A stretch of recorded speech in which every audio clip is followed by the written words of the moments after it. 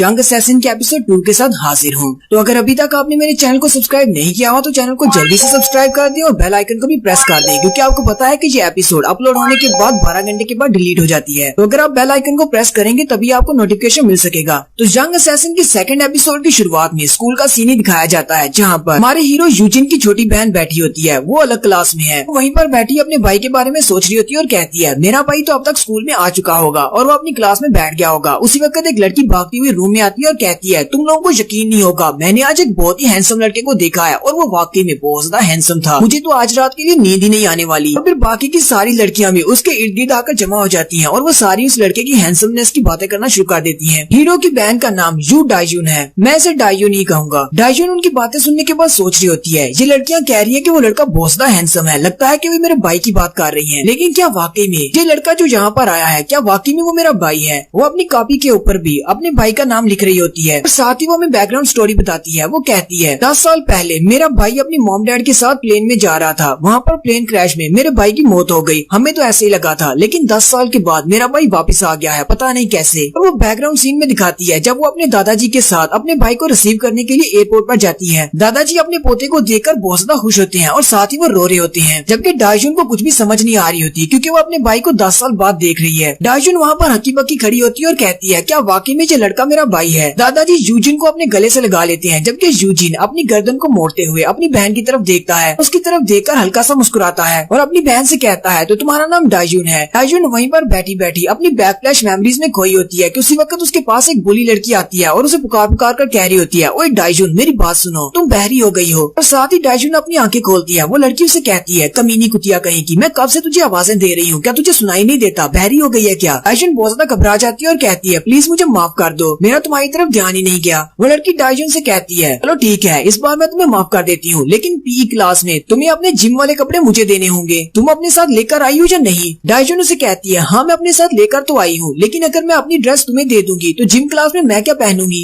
वो बुली लड़की उसके सर में मारती है और कहती है कमीनी कुतिया कहीं की, तेरे अंदर इतनी ज्यादा हिम्मत कहाँ से आ गई कि तू मेरे सामने बोल रही है? किसने कहा कि मेरे सामने बात कर? मैंने तुझे कहा है कि अपनी ड्रेस मुझे देनी है तो देनी है, तू अपने लिए कहाँ से ड्रेस लेकर आएगी ये मेरा मसला नहीं है। बाकी की सारी लड़कियां भी बहुत ज्यादा डर जाती हैं। बुली लड़की के साथ उसकी एक दोस्त भी होती है। डाइजुन से कहती है हमने कुछ दिन तक तुझे इग्नोर क्या किया, तू तो हमें इग्नोर कर रही है। अगर तुझे हमारी बात की समझ नहीं आई तो फिर इन सभी लड़कियों के सामने तुझे इतना पीटेंगे कि तू फिर से शर्मिंदा हो जाएगी, रोते हुए यहाँ से वापस जाएगी। क्या तू ऐसे ही चाहती है? डाइजुन उनकी बात सुनने के बाद अपना सर झुका लेती है। नेक्स्ट सीन क्लास 3-2 का दिखाया जाता है, जहाँ पर यूजिन गया है। यूजिन टीचर के पास ही खड़ा होता है। टीचर उन सारे बच्चों से कहती है आज से ये लड़का हमारी क्लास में बैठेगा। टीचर सारे बच्चों से कहती है ये लड़का पिछले 10 साल से अब्रोड में रह रहा था अपनी किसी वजह से, लेकिन अब ये वापस आ गया है, इसलिए मैं चाहती हूँ कि तुम सारे बच्चे इसके साथ कोऑपरेट करो और यहाँ पर एडजस्ट होने में इसकी हेल्प करो। लड़कियां सारी तो बहुत ज्यादा शर्मा रही होती हैं क्योंकि वो हमारा हीरो बहुत ज्यादा हैंडसम है, जबकि लड़के सारे जल कुकड़े हैं। उनमें से एक बुली लड़का भी है जो कहता है अब ये कमीना कहाँ से आ गया। वहीं पर एक शरीफ सा चंपू लड़का बैठा होता है जो कि हमारे हीरो का दोस्त बनने वाला है। उसके साथ वाली सीट खाली होती है। टीचर उसे कहती है वो सामने वाली सीट खाली है, वहाँ पर जाकर बैठ सकती हो। यूजिन चलता हुआ अपनी सीट की तरफ जा रहा होता है। वहीं पर रास्ते में एक और बुली लड़का बैठा होता है। किसी भी क्लास में गुंडों की कमी नहीं होती क्योंकि क्लास में एक आधी गंदी मछली तो होती है। वो लड़का यूजिन की तरफ देखकर सोच रहा होता है यहाँ पर हो क्या रहा है, ये सारे लोग इस लड़के को देखकर इतने ज्यादा एक्साइटेड क्यों हैं? आखिर इस लड़के में इतना क्या खास है? मुझे तो ये किसी एंगल से भी अच्छा और हैंडसम नहीं दिखाई दे रहा। उसी लड़के के पीछे वाला जो मेन गुंडा बैठा होता है उसे कहता है हे ली तेरी तरफ ही आ रहा है। ली भी उसका इशारा समझ जाता है, यानी कि उसे पंगा लेना है। ये कहता है ये कमीना तो बड़ा ही सीधा अपने आराम से चलता हुआ आ रहा है, चलो फिर ठीक है, सभी के सामने इसको शर्मिंदा करते हैं। और यहीं पर अगर आपको याद होगा ये वाला सीन हमने secret agent and beautiful girls में भी देखा था। ली अपनी सीट पर बैठे बैठे ही अपने पाँव को साइड पर करता है और उसके सामने करते हुए उसे गिराने की कोशिश करता है, लेकिन यूजिन उसके पाँव के पास ही आकर रुक जाता है। ली भी ये देखकर बहुत ज्यादा हैरान हो जाता है और कहता है मेरी टाइमिंग तो परफेक्ट थी, लेकिन ये अचानक से रुक कैसे गया? लगता है इसे पहले से पता था। यूजिन ली की तरफ घूर कर देखता है। ली कह रहा होता है इस कमीने को क्या लगता है ये है कौन? ये कोई बहुत बड़ा हीरो है, ये मेरी तरफ इस तरह घूर कर क्यों देख रहा है? ली यूजिन को गाली देते हुए कहता है कमीने कहीं के, उसने ज्यादा गंदी गाली दी है, मैं सिर्फ कमीना कह रहा हूँ। ली उसे कहता है कमीने कहीं के, तेरी हिम्मत कैसे हुई मेरी तरफ घूरने की? यूजिन को उसकी बात सुनकर गुस्सा तो आता है, लेकिन साथ ही वो हमें बैकफ्लैश मेमोरी दिखाता है जहाँ पर उसका सीनियर ऑफिसर उसे कह रहा होता है यूजिन मेरी बात को ध्यान से सुनो, अब तुम स्कूल में जाने वाले हो, हम लोग तुम्हें कोरिया के स्कूल में भेज रहे हैं, वहाँ पर जाकर किसी के साथ भी फाइट मत करना, तुम्हें हर हाल में किसी के साथ फाइट नहीं करनी। यूजिन अपने सीनियर ऑफिसर से कहता है मुझे ये बात अच्छी तरह से पता है। ऑफिसर उसे कहते हैं तुम तो काफी ज्यादा समझदार हो गए हो, लेकिन साथ ही यूजिन अपने ऑफिसर से कहता है, मैं इतना भी बेवकूफ नहीं हूँ, मैं ऐसे ही फाइटिंग कैसे कर सकता हूँ जबकि मुझे उस जगह के बारे में कुछ भी नहीं पता। पहले मैं उन सभी के बारे में डेटा इकट्ठा करूंगा, देखूंगा कि उनके पास कौन कौन से वेपन्स हैं और वो सारे मेरे ऊपर किस किस तरह से अटैक कर सकते हैं, क्योंकि बिना डेटा के मैं उनके ऊपर अटैक नहीं कर सकता, कहीं वो लोग मुझे मार ही न डालें। क्योंकि उसका सीनियर उसकी बातें सुनने के बाद बहुत ज्यादा हैरान होता है। वो कहता है, इस डफर को तो कुछ भी समझ नहीं आ रही। यूजिन कहता है, लेफ्टिनेंट आप मेरी तरफ इस तरह क्यों देख रहे हैं, एक प्रोफेशनल हूँ, मैंने बैटलफील्ड पर 10 साल गुजारे हैं, आपको लगता है कि मैं एक स्कूल को हैंडल नहीं कर पाऊंगा। लेफ्टिनेंट उसे कहते हैं, अब बस करो, मैं तुम्हें इसलिए नहीं कह रहा कि उनके साथ फाइट नहीं करनी क्योंकि तुम्हारे पास डेटा नहीं है, मैं इसलिए कह रहा हूँ कि उनके साथ फाइट नहीं करनी वरना तुम उन सबको मार डालोगे, वो सारे बेचारे तो बच्चे हैं। स्टोरी फिर से प्रेजेंट में आ जाती है। यूजिन उस लड़के के सामने खड़ा होता है। ली उसे कहता है, ओए कमीने कहीं के, लगता है तुझे आवाज कम आती है, मैंने तुझसे पूछा है कि तू मुझे घूरकर क्यों देख रहा है, क्या तू मरना चाहता है। यूजिन उसे अभी भी कोई जवाब नहीं देता। टीचर उसे कहती है, बेटा तुम अभी तक यहीं पर क्यों खड़े हो, जाकर अपनी सीट पर क्यों नहीं बैठ रहे। यूजिन टीचर से कहता है, आई एम सॉरी टीचर, मैं अभी जाकर बैठ जाता हूँ, और मुस्कुराता हुआ वो आगे बढ़ जाता है। जबकि ली हंसना शुरू कर देता और कहता है, मुझे तो लगा था ये बहुत बड़ा तीस मार रहा है, लेकिन ये तो मुझसे डर गया। जबकि दूसरे वाला गुंडा भी हल्का सा मुस्कुरा रहा होता है, उन्हें लगता है कि ये डर गया है। तो हमारे चंपू साइड हीरो का नाम पार्क है। टीचर पार्क से कहती है, पार्क ये लड़का तुम्हारे साथ बैठने वाला है, इसलिए मैं चाहती हूँ कि तुम इसका पूरा ख्याल रखो, क्योंकि आज के बाद ये तुम्हारा सीटमेट है। टीचर अपनी क्लास को कंप्लीट करने के बाद उन सब से कहती है, तुम सब लोग अपनी क्लास को एंजॉय करो, तुम लोगों से कल मिलती हूँ। पार्क जंग चैन हंसते हुए कहता है, हेलो मेरा नाम पार्क जंग चैन है, मुझे पार्क कह सकते हो। पार्क उसे कहता है, तुमने अपना नाम यूजिन बताया था है ना। यूजिन उसे कहता है, हाँ मेरा नाम यूजिन है। और यहीं पर पार्क उन दोनों बुली लड़कों की तरफ देखता है और फिर बड़ी ही साइलेंट सी आवाज के साथ यूजिन को उन दोनों के बारे में बताता है। पार्क उसे कहता है, ये देखकर तो तुम भी काफी ज्यादा हैरान हुए होगे, मैंने देखा ली ने तुम्हारे सामने अपनी टांग की थी और तुम्हें गिराने की कोशिश की थी। पार्क उसे कहता है, अभी भी जिस लड़के ने तुम्हारे सामने अपना पाँव किया था उसका नाम ली है, और उसके पीछे वाली साइड के ऊपर जो लड़का बैठा हुआ है उसका नाम जू युकजिन है। ये दोनों ही हमारी क्लास के सबसे बड़े बदमाश लड़के हैं, तुम्हें इन दोनों से बचकर रहना होगा।